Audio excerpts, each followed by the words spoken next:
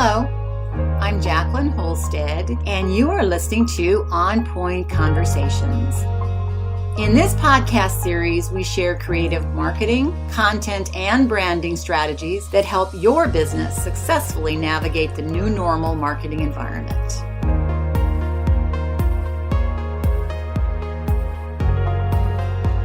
Jacqueline Holstead, and my company is On Point Thinking, and my podcast that you're listening to today is On Point Conversations.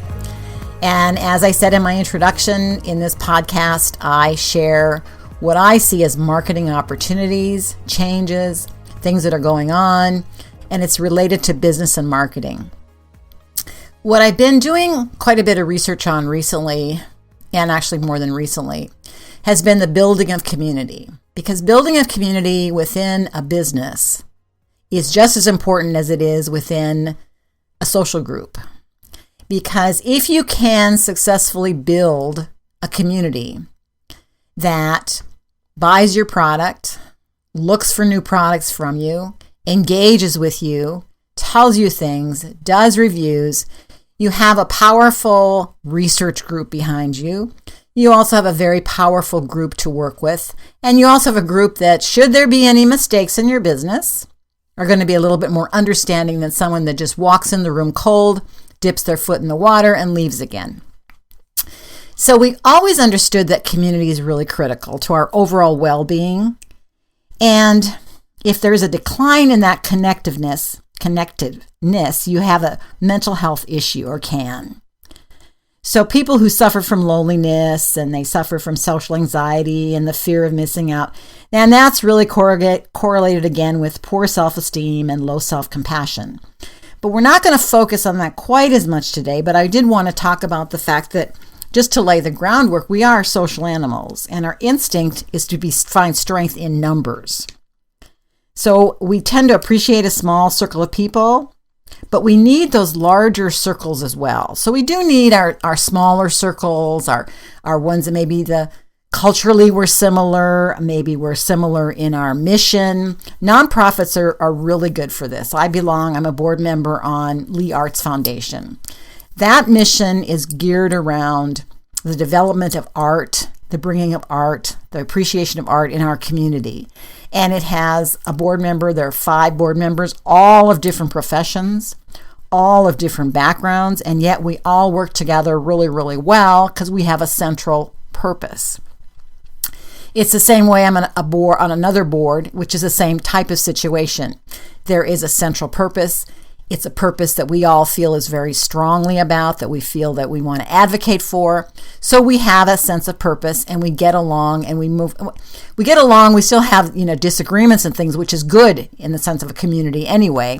But we all have a common interest. So within business, and I'm just going to point out one example. I am not part of this company at all. They aren't a client. I wish they were, but they're not. Maybe 3 years ago or so, maybe more, I ran across a company called Portland Leather, and it's in Portland, Oregon. So I'm in Seattle, so it's close to where I live.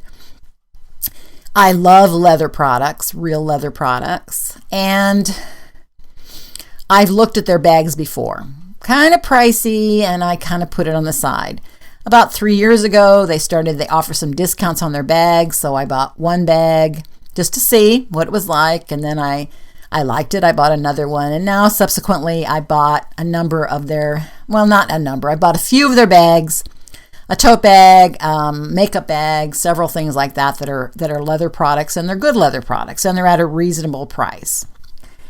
So as I dipped my toe in the water. I wasn't really planning on being a part of their network, and they have both a retail store and online shopping. And so after I purchased their product, I noticed that later on, maybe about a year ago, maybe more, because I don't always keep track of everything they're doing, they started a reward system. Another way to keep your community, if you can do this, engaged. So you get a reward or award for writing a review, for purchasing, you get X amount per dollar, for putting your information on Facebook or your review on Facebook, for working with them on Instagram, for letting them know your birthday. you get these rewards, and then you can use the rewards against a particular price of a product so it's a promotion. And I started delving in, and I noticed that they had a Facebook page. And it was interesting to me because I was thinking, how can you spend much time talking about leather products on a Facebook page? But it has been very interesting because there are people who collect the Portland leather products, and they have handbags in all different types of colors. They ask questions there about the product. They ask questions, for example, one of them got the product wet. They wanted to know how to take care of it. Now, I have found Portland Leather's customer service to be very informative and quick to respond.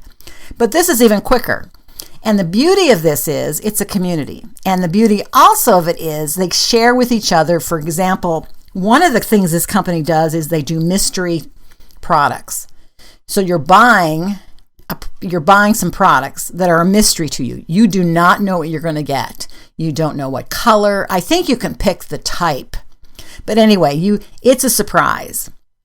Sometimes people open it up and go, oh, this isn't a color I like. So they put it back on the exchange. So now they're exchanging product with other people. They buy a product, they buy a mystery, and it's wonderful. Or they buy for Christmas gifts. So in other words, it's a strong community. And I think it does very, very well for Portland Leather's business. There are other groups like that too that you find in building community for business.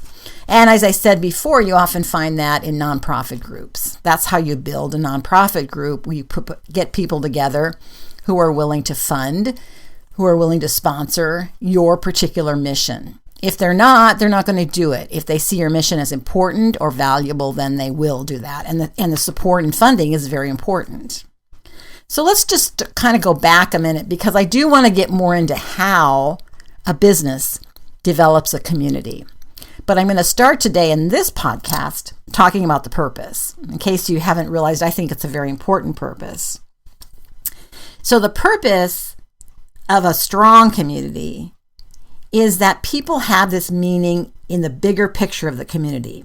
And each member of the group understands how this works. So people in Portland Leather understands how the Facebook page works.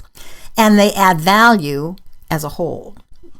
Because as a member of the community, if you're an active member in the community, which is what you want, you're part of building that community. You're part of wanting to be part of that community. You're part of asking questions. In fact, I didn't really think I would be part of the Portland Leather community, except that when I wanted to buy one of their iPhone leather cases, I wanted to know a little bit more about it. Got information from customer service. I can see the description, but I wanted to hear from that group what they thought, and I got some very good feedback. Some very true feedback too, by the way. So when you're building your community, you want to keep your purpose in mind, and you keep reminding yourself of how your contribution matters. You know, and in nonprofits, it's pretty easy to say, but in a business, you're going to be participating on discussions about the product. Maybe you have feedback into how the product might be better. Or maybe you're talking about, payment process, or you're talking about customer service. But you're starting to build a community that feels their voice is heard. And that's a very important part.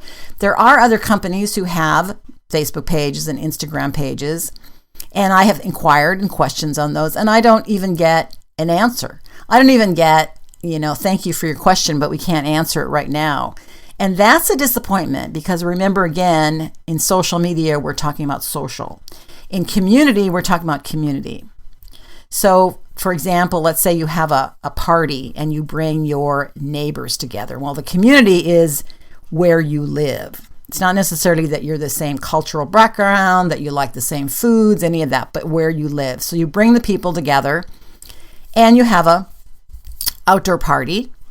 And you want people to talk to each other. You don't want one family to sit in one side of the yard and the other family to sit in the other side of the yard and the other family to sit in the other. You want to start building your community. You're going to be talking about things like maybe landscaping, or maybe if you have a home ownership type of association, maybe you talk about that. Maybe you just start talking about your local school because it would appear your children go to possibly the same school.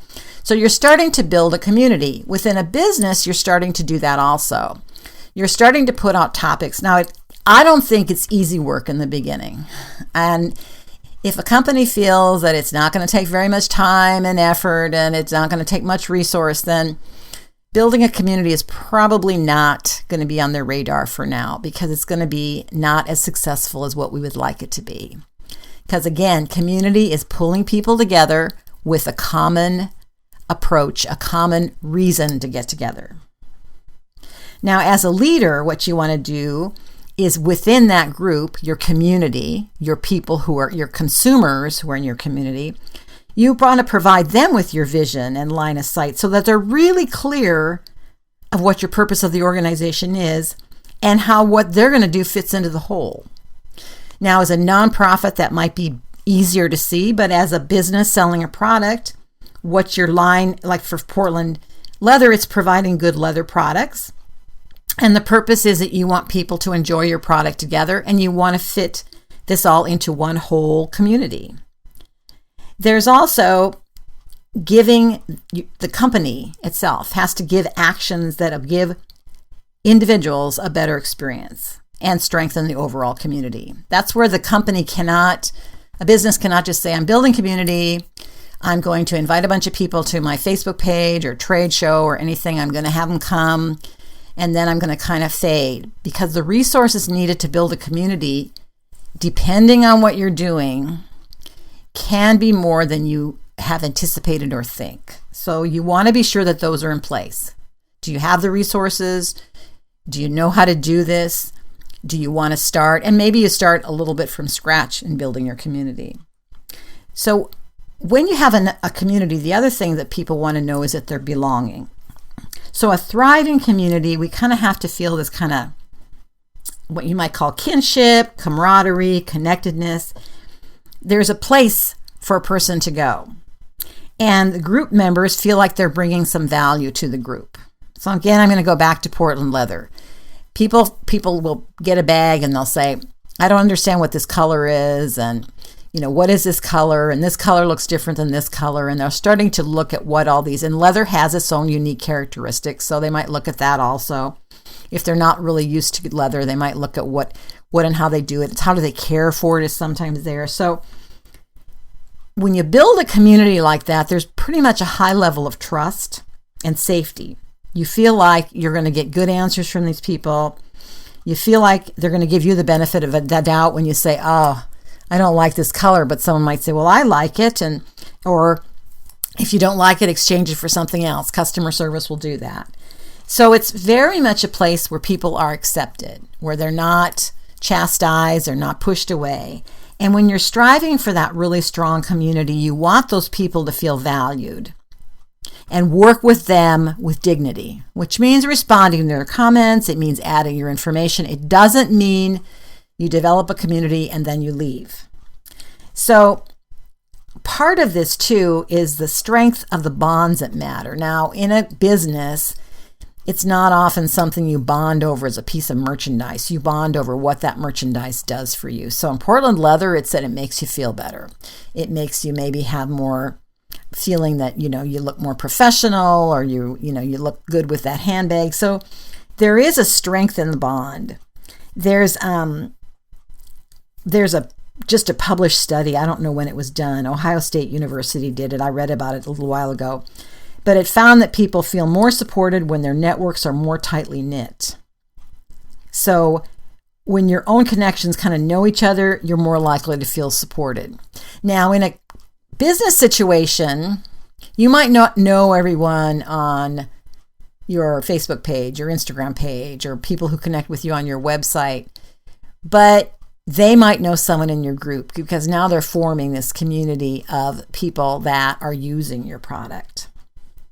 So how do you build your community? And we're going to go further into that in further podcasts, because today I'm just going to touch on it.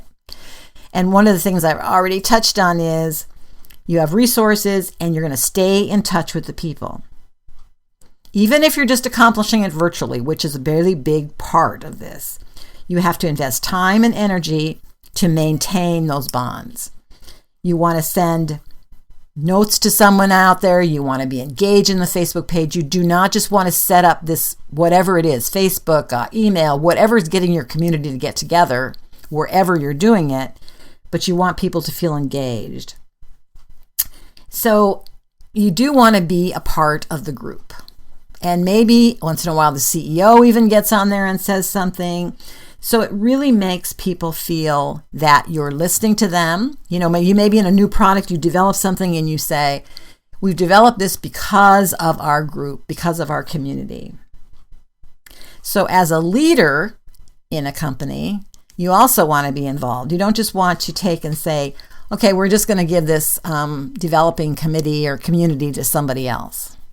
You want to be involved. You want to know what's happening. You might even have a committee that's based on your community. The other really important thing about communities is that they're resilient, and they do tend to evolve. So they're not really immune to tough circumstances, or they adapt, and they actually become stronger, and your company becomes stronger. Because if you make a mistake, and some companies do, we're not immune to this, and you have a strong community, you have more acceptance. You might have a little bit more forgiveness, or I'll try you again, or I will do this. And there have been cases, I'm going to go back to Portland Leather, where someone's got a product and there's a problem with it. And the first reaction will be contact customer service. And they might say, well, I contacted customer service 3 days ago. And then I will notice that someone from Portland Leather answers their call or answers their situation, because we all know customer service in any company right now is pretty much inundated with calls. So if you can within your company, you want to build your company and your community by seeking new learning and stretching your own skills. So within this community, people are developing. They might be progressing. They might be, for Portland Leather, they might be looking at a whole other color product. They might even be looking for a whole other product. In fact, recently, there was a post about adding journal covers, which I think Portland Leather used to have. They don't have them anymore. And they talked about adding that. And there was a response to that as far as, doing it in the future. And there's also respond when there's an issue with the product. So with that, I gave you some reasons why community is really important. It's a hard word to say. Community is really important, and why as a leader in our companies, we should be developing community, if at all possible. Now, there are companies that doesn't work real well in, or there are companies that are much larger where you can break out the communities into different communities depending on what you need. But I have noticed in my experience that when you have a community of consumers that work together, that you can get information about your product almost better than you can with any other kind of research group, because they're going to be trustworthy and honest, and they're in the field, so they are worth listening to and not ignoring. So as companies, we should be craving developing really good communities, and we should be connecting with them. As nonprofits, this is extremely critical. As a business that is for profit, it's also still important. So I'd love to get your feedback. You can reach me at onpointthinking.com. Just go to my contact page, send me your questions. Let me know how you're developing community, or examples of a good community that you've seen developed. And in subsequent podcasts, I'm going to talk more about other ways that communities can be developed by businesses, so that the business can develop this feeling of community. Thank you for your time, and I hope you have a great day. Thank you for listening, and I invite you to join me next week as we talk more about specific actions you can take to reach your own business goals. You can find my library of other inspiring podcasts like this one at onpointthinking.com. Again, thank you for listening. This is Jacqueline Holstead at On Point Conversations.